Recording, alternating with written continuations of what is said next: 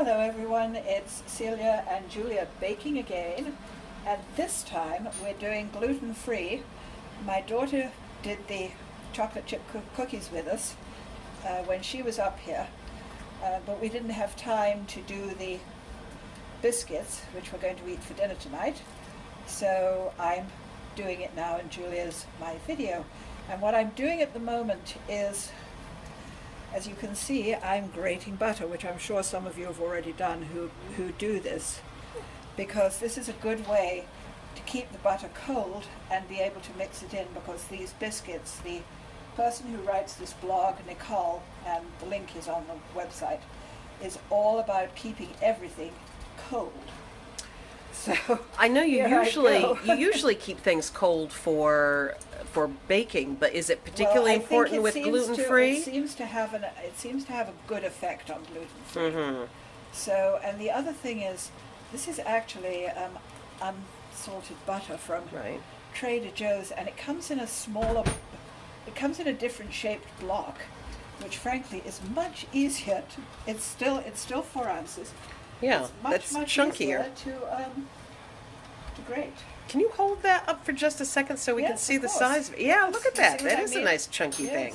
Okay. Much better. So now when I've done this, I'm going to stick the butter in the fridge for a little while to get it maximally cold again.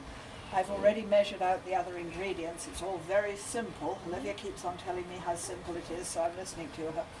And then Julia and I will put it together and we'll bake them.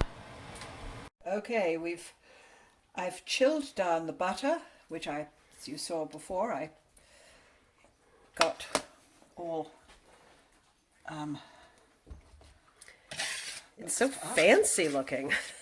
So we're going to mix it in, and I'm going to mix the rest of the butter in very quickly, because they say that keeping the butter cold is 3/4 of the thing. If the butter gets hot, then you don't have nice good biscuits. But mind you, if they're not good, Julia had better not tell me that. Celia, what is this tool that you're using for the mixing? Oh, this is just a sort of half beater. They were very popular on one of the kitchen shows, one of the TV kitchen shows a while back now. So if you didn't have that, what would you use a fork, or would you cut it in using fork and knife? Well, I wasn't going to cut it in, but the whole idea of grating it is that you don't have to cut it in.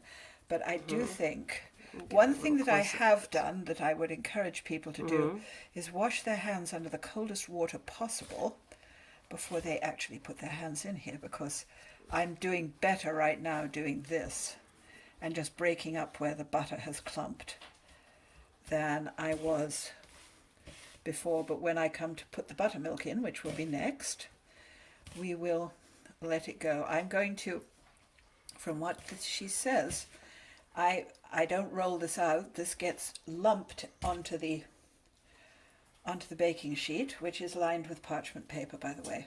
But all that will be in the blog.